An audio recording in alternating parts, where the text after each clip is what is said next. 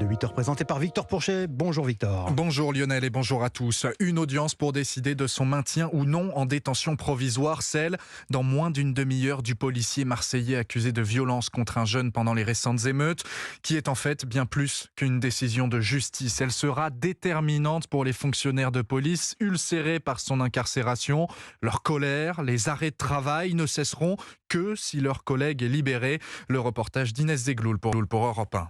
Les traits tirés, le brigadier chef que l'on nommera Pierre tente de se reposer, de s'aérer l'esprit, mais en vain.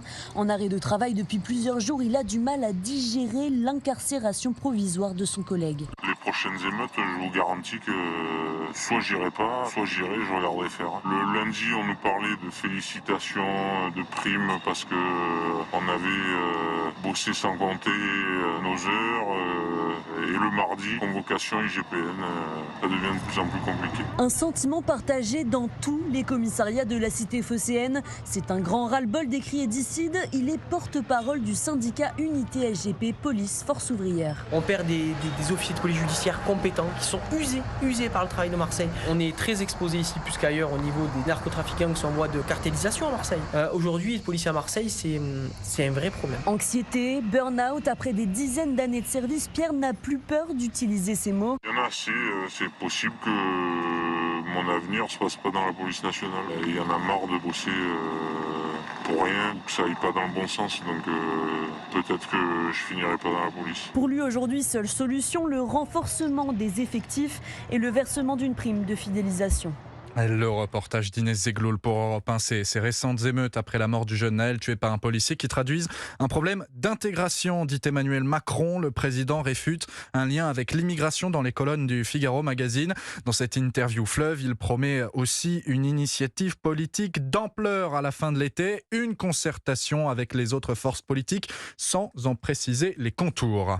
Dans l'actualité également, le lourd bilan humain de la dépression Patricia qui s'est abattue sur l'ouest de la France. Une femme de 57 ans est morte noyée sur l'île bretonne de Ouessant, emportée par la houle avec ses deux enfants qui, eux, ont survécu. Un jeune garçon de 10 ans est, lui, entre la vie et la mort après la chute d'un arbre en Charente-Maritime. Europe 1, 8h03. Un cinquième et dernier avion de Français évacué du Niger doit arriver dans la journée. Plus d'une semaine après le coup d'état militaire dans le pays, jusqu'ici, 992 civils, dont 560 Français, se sont posés à l'aéroport Roissy-Charles de Gaulle. Un soulagement pour ces ressortissants et une opération menée à la baguette, Frédéric Michel. Il devrait s'agir du tout dernier vol affrété pour ces évacuations. Au total, plus de 600 Français ont souhaité partir. Plusieurs dizaines de ressortissants de différents pays d'Europe et d'Amérique du Nord font également partie de la liste des rapatriés. Une opération dont l'organisation, malgré l'urgence, a été efficace, selon le colonel Pierre Godillère, porte-parole de l'état-major des armées. On peut déjà parler de réactivité dans des délais vraiment contraints. Il faut noter aussi la très bonne coordination de tous les acteurs, et notamment entre les armées et le ministère de l'Europe et des Affaires étrangères. Hier, dans un discours télévisé, le chef de la junte militaire, désormais au pouvoir à Niamey, estimait que les Français n'avaient aucune raison objective de quitter le pays. Pour le général Tiani, les ressortissants français n'ont jamais été l'objet de la moindre menace. Le Niger, ex-colonie française, célèbre aujourd'hui sa fête de l'indépendance, acquise le 3 août 1960. Frédéric Michel pour Europe 1, et la sortie de crise n'est pas pour tout de suite au Niger. La junte militaire a dit hier refuser de céder à toute menace et rejeter en bloc les sanctions prises par ses États voisins ouest-africains. Le Nigeria a coupé par ailleurs ses approvisionnements d'électricité alors que le Niger dépend énergétiquement à 70% de son voisin. Aux États-Unis, Donald Trump face au juge. Aujourd'hui, une audience pour lui signifier formellement son inculpation pour complot à l'encontre de la nation. Une inculpation rendue publique hier. Retour en France avec un club de foot en faillite et c'est toute une région qui tremble. La descente aux enfers du FC Sochaux, c'est celle des supporters et par ricochet des habitants. Oui, la Fédération française de foot se réunit à 9h ce matin pour décider s'ils font ou non réintégrer le club en Ligue 2. Le Comité national olympique et sportif français a donné un avis défavorable. Alors si la fédération suit cette recommandation, c'est le dépôt de bilan pour le FC Sochaux. Un scénario catastrophe qui impacterait toute l'économie locale, estiment les Sochaliens rencontrés par notre reporter sur place Tatiana Gezelman. 2 chiffres suffisent à résumer l'importance du FCSM dans le paysage local. 4 000, le nombre d'habitants de Sochaux, et 20 000, le nombre de places du Stade Bonal. Autant de supporters qui affluent lors des matchs et irriguent les commerces alentours, comme celui de Nicolas. On va voir l'impact parce que c'est ce qui a attiré le plus ici, c'est ce qui a apporté la dynamique un week-end sur 2. Ça a attiré quand même pas mal de monde, les supporters adverses, pas mal de gens qui venaient de partout en France. Il y a près de 10 ans, lorsque le club avait dégringolé de Ligue 1 en Ligue 2, l'impact pour le pays de Montbéliard avait été chiffré à 7 millions d'euros. Il pourrait donc être encore plus important en cas de relégation en National 3. Et si le club coule, ce sont aussi 150 salariés qui vont se retrouver au chômage, se désole Franck Cornevaux, délégué du personnel. Tout le monde se fait des soucis, bien sûr, parce qu'il y a des salariés comme moi qui ont plus de 20 ans d'ancienneté. Et puis ça arrive tellement soudainement qu'on n'a pas de plan B. Il y a des gens qui ont du mal de retrouver, peut-être sur Montbéliard ou à proximité, quoi. Et c'est aussi tout un symbole qui s'effondre pour cette région, marquée par la désindustrialisation et dont le club de foot a été fondé il y a près de 100 ans par 2 ouvriers de l'usine Peugeot. Une usine qui comptait plus de 40 000 salariés dans les années 70 et où ne travaillent désormais plus que 6 000 personnes. On fera le point sur l'actualité sportive dans le Journal des Sports dans quelques instants. Mais juste avant, on voulait vous parler de cet engouement assez étonnant pour le coréen. Oui, cette langue rare connaît un petit âge d'or en France, porté par le succès de la culture coréenne. À titre d'exemple, l'université Bordeaux-Montaigne a reçu 1400 dossiers à la rentrée 2021-2022 pour seulement 40 places en cours.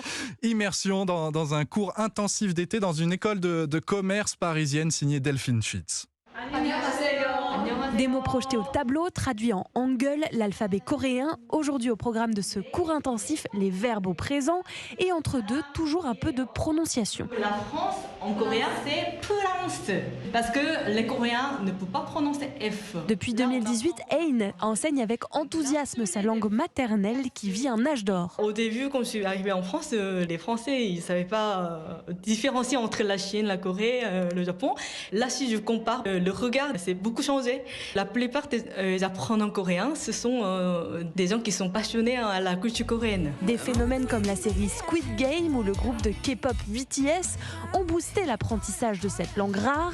Cathy, 44 ans, a justement été touchée par la Hallyu, la vague coréenne. J'ai découvert la Corée grâce à un YouTuber. Après, j'ai découvert les dramas, la K-pop plus tard. Il n'y a pas que des adolescentes. Tout le monde est fan de K-pop à n'importe quel âge. Je pense que la Corée, ça fait un peu comme les États-Unis dans les années 70-80. Ça va devenir un très haut niveau dans pas longtemps. Un succès aussi qui se déploie chez les plus jeunes. En France, le nombre d'apprenants du coréen dans le primaire et le secondaire a triplé en 5 ans. Le reportage signé Delphine Schiltz pour Europe 1. Comme promis, on passe au sport. Avec une première de la saison au Vélodrome pour les Marseillais hier soir, Victor, et une première défaite. Oui, défaite 2-1 contre les Allemands du Bayer Leverkusen. C'était le dernier match amical des Olympiens avant déjà un tournant de leur saison. La rencontre face au Panathinaikos en tour préliminaire de Ligue des Champions. Défaite, mais bon contenu tout de même. Les recrues de l'été ont toutes joué. Il y a même eu un retour acclamé par les supporters, celui d'Amin Harit, le milieu de terrain qui s'était gravement blessé au genou en novembre dernier. Très heureux, voilà. C'était un accueil magnifique, voilà. Beaucoup d'émotions, beaucoup de fierté parce que c'était pas facile durant cette période, mais très content aujourd'hui d'avoir pu rejouer. Voilà, on va continuer à bosser à l'entraînement la semaine pour revenir au top, mais je pense que c'est des étapes qui forgent la carrière d'un footballeur et je pense qu'aujourd'hui je suis prêt à tout affronter et que après ce qui s'est passé, je vais revenir encore plus fort qu'avant. Et donc notez bien, OM Panathinaikos, tour préliminaire de Ligue des Champions, c'est mercredi prochain, tour préliminaire de Ligue des Champions auquel participera, attention je me lance, le Klaksvik, petit club des îles Féroé, une ville de 5000 habitants. Ils se sont qualifiés, ils affronteront au prochain tour Molde aux portes de la C1. Donc. Ouais, effectivement, très intéressant.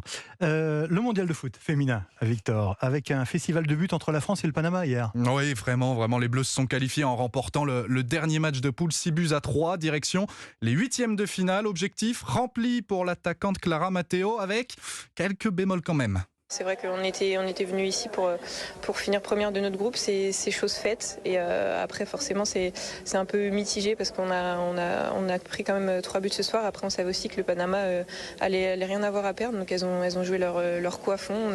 Nous, on a quand même fait preuve d'une belle efficacité offensive. Donc, on va se servir de ça et garder le positif. Et Clara Matteo à nos confrères de Canal+, les Bleus sauront cet après-midi qui elles affronteront mardi prochain en 8e de finale. Ça se joue entre l'Allemagne, le Maroc et la Colombie qui s'affrontent ce midi. Ça serait bien d'éviter l'Allemagne quand même. Si Il y avait du basket hier. Oui, l'équipe de France de basket qui poursuit sa bonne préparation avant le mondial. Victoire 80-69 face au Monténégro. 36 points pour le duo Evan Fournier-Rudy Gobert. Gobert qui a marqué son premier panier à 3 points de sa carrière. Étonnant ça. Vraiment. Et il nous a dit tout à l'heure, on l'a entendu à 7h, il nous a dit qu'il avait l'impression qu'il avait perdu sa virginité. En basket en tout cas.